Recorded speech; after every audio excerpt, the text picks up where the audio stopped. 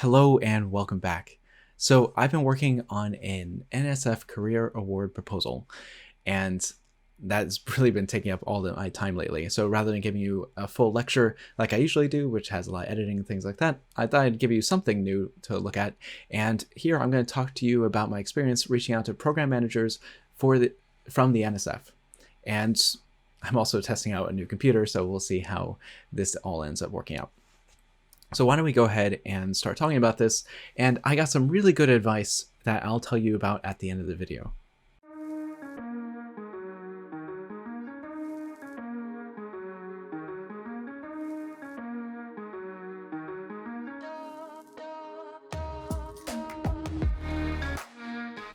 Okay, so the NSF Career Award, this is an award for $500,000 that comes from the NSF. Only assistant professors can apply for this, and you have 3 opportunities. So you want to make sure you send it to the right program. And so this has gotten me to email a whole bunch of different program managers of different programs throughout the NSF, including Applied Mathematics, ECCS, engineering directorates, etc. And I've been poking around to see if I can find just the right spot to send this proposal to, because since I only get 3 shots, I want to make sure I make the most of it, and I only get 1 shot per year. And that means that I can only submit this on July 26th of this year, unlike other engineering proposal windows which are unlimited, and mathematics usually accepts around October. So I have 1 shot, so I've been emailing a lot of program officers, and this is a little bit different than what you would get when you apply to, say, DoD or AFOSR. I have an AFOSR YIP that I was awarded, which is an equivalent amount of money, $450,000. And in this case, you would solicit a program manager about a few months beforehand. This was required, and you would talk to them, send them a white paper, and talk to them about your idea. Now, program managers for DoD programs have a lot more latitude than NSF program managers. NSF program managers lean heavily on their panels that they bring in to review all these proposals, whereas a program manager, they do ask for reviewers of different proposals, but ultimately the decision is on them whether or not they decide to fund something. So I need to make sure I'm sending it to the right NSF program that is going to have the right reviewers that will hopefully give me a good recommendation through the panel. So that has been my motivation to emailing all of these different program managers, and I'll show you how you can find out who the program managers are for a particular program in a minute, but let me show you the letter I've been sending out. So this is the letter I've been sending, and it's basically a professional letter that I send out. I redacted a few bits because it's not going to really apply to you. So in any case, so what I do is I generally, when writing these sort of professional emails, I introduce myself. So I said, I am Dr. Joel Rosenfeld. I'm an assistant professor at the University of South Florida, etc.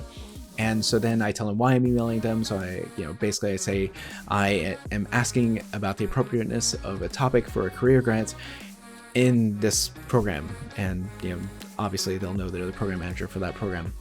And so I say that, my specialty is operator theory. I introduced myself mathematically, and basically I've been working on trying to remove the Koopman operator from dynamic mode decompositions. And so I give them an example of an innovation that we have come across by removing the Koopman operator. And I figure I'd lean on my YouTube channel a little bit just to try to impress them. And so then I say this opened up a lot of paths for study that the Koopman operator just couldn't do. And so this includes dynamic mode decomposition of control affine systems, higher order dynamical systems, etc. There's a little thing I redacted there. I'll have a video up in a month or 2 on that one, but that's pretty exciting too. But I don't want to spoil the surprise. In any case, so then I basically say that we have come across a way of making compact operators. And this can't be done for the Koopman operator, and that's more or less what I want to extend on in this career grant. I will talk to you about some of these ideas later. In the next 3 or 4 videos, I'm going to start talking about convergence theories for dynamic mode decomposition, and how you can actually get a convergent dynamic mode decomposition and find compact dynamic operators that you can use. And so we'll talk about that later, and that's going to be more or less aim 1 of this proposal. So how do you find the right program officers and all that stuff? Well, why don't we go ahead and take a look at the websites. So here I have grants.gov pulled up, and this is where you can find information about YIPs, so Young Investigator Research Programs. And here you can see this was for $450,000. This was AFOSR's version of it. And for DoD directorates and things like that, there are things called BAAs. And so if we click on the related documents, you can look at their YIP announcements and other things like that. And if you keep digging through here, you can find it's the sort of stuff that they're looking for. And the DoD is fantastic about outlining exactly what they want from you. And so that's the DoD, but what about the NSF? So here's the page for the Faculty Early Career Development Program. And if you didn't get a chance to go to one of their webinars or their workshops, they do actually provide you with webinar recording here. And also they have another one for submission logistics, which is really nice. And so this is a great jumping off point, but that still doesn't bring you to the programs that you need to submit to. One thing you can pull from here, though, is that this is the deadline, Monday, July 26, 2021. And so that's the career page, but now what about the programs? Well, if you want to find out where you should submit something, then you should do a simple search. And so, NSF Career Award search, and they have this simple search here. And so here I just did a search for my name so you can see the things I've been awarded. So I was awarded this thing when I was at Vanderbilt. Ultimately, I asked to get taken off of it because it was too little money to take with us. The whole award, it was roughly $100,000. And if I took the award with me when I went to USF, well, we would have chopped it to bits with overhead. So I just asked to be removed from this one. And then we have this collaborative research one that I did get awarded at USF, and this was split between 3 different institutions, and so it looks like it's $240,000, and that's what went to my institution. But honestly, with the other investigators at the other institutions, which will have the same title as this one, the total amount came out to be nearly $700,000, which is technically bigger than the career award, and we were the lead institution in that case. So if you want to find out where you should submit something, you should find the big guys that are similar in the field that you are, and look where they've gotten their career awards awarded, if they had one. And in that case, that will tell you, give you a really good idea of where you should send your own career award, because they're likely going to be pulled onto that panel to review your stuff. So that's a good indication of somewhere you should submit it. Since I already have an NSF award, it's strongly advised I actually submit to the same program, because I am doing similar work to what I was doing before. They're going to bring on similar people onto the panel to review my proposal, and so theoretically you should still get good marks, roughly on the same sort of idea. Of course, it has to be different, and this is a very different proposal that I'm putting together here. This one actually covered a lot of that system identification, the Cindy algorithm generalizations, and all those other things that we talked about on my YouTube channel, and also motion tomography, which we talked about a while ago on my YouTube channel. I'll make a new video on that soon. But basically, this is so this basically is how you find out where you should send your proposals. So if you go through here, this is an example of one that I did a search for.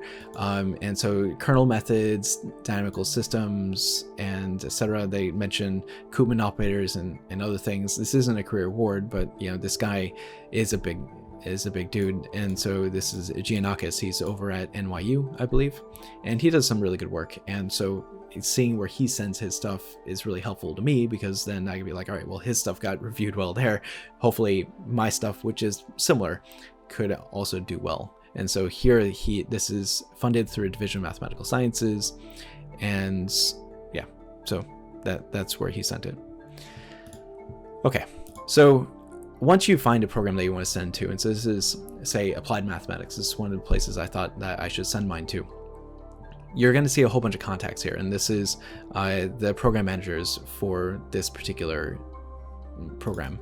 And I think Victor Roydberg is the head honcho as far as this particular group goes, but I'm not really sure how all that stuff is organized, so I'm not going to say too much there.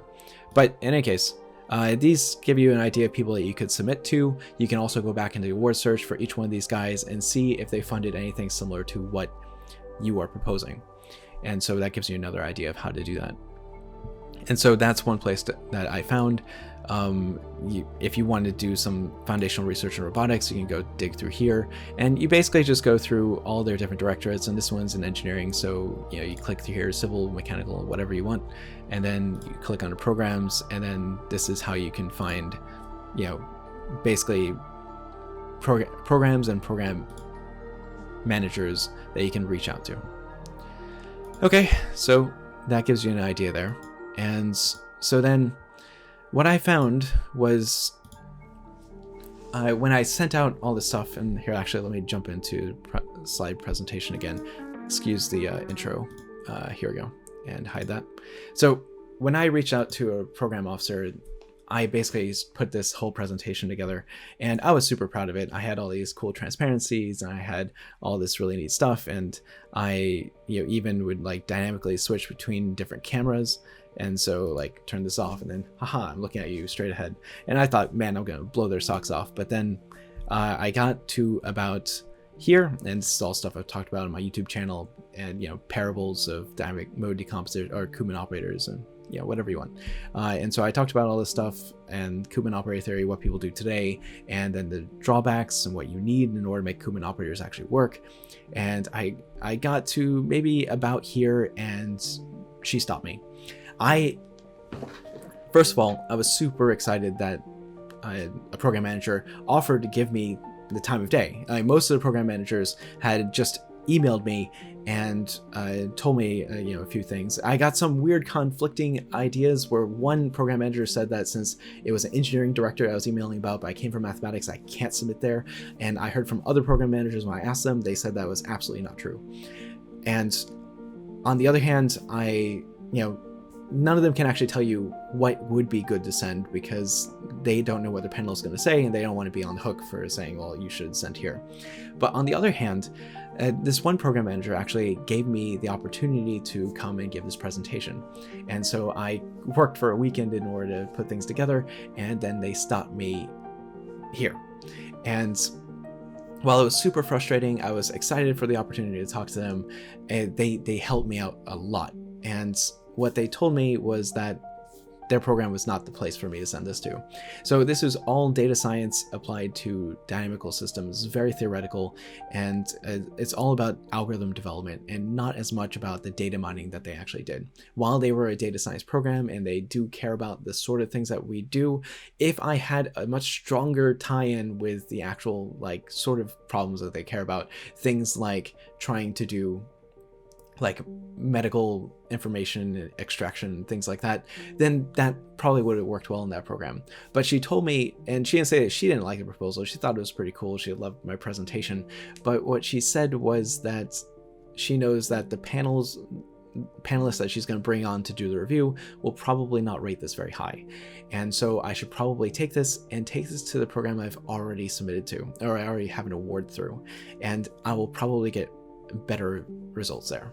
And so then she also invited me to actually come and be on a panel in the future, and then I can see exactly the sort of things that they review, and if she needs me or my expertise for something, then she can call on me. And so that's something I'm going to arrange with her later. But this was an excellent bit of advice for me, and I'm really glad that she stopped me, because I only get 3 shots and it's once a year. And so you want to make sure you send this to just the right place. And so this helped me out a lot. And something else she told me was that I really should have gone to that workshop.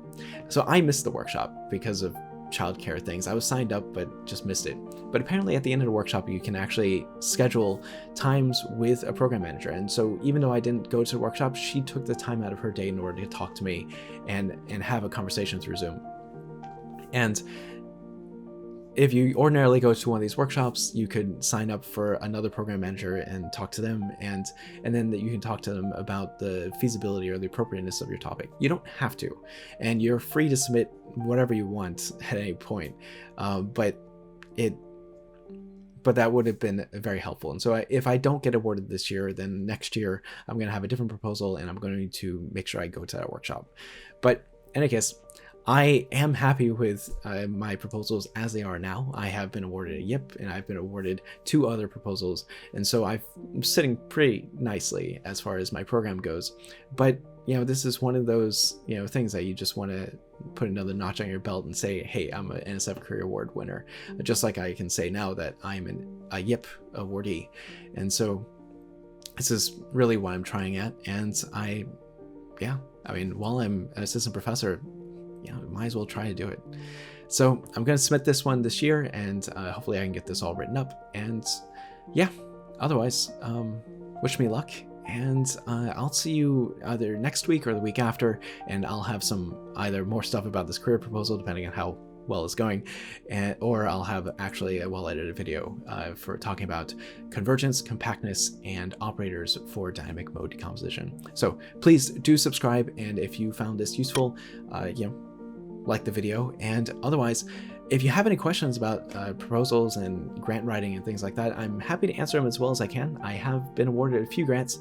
I'm not a world expert or anything, but I do my best. And I guess have a good day.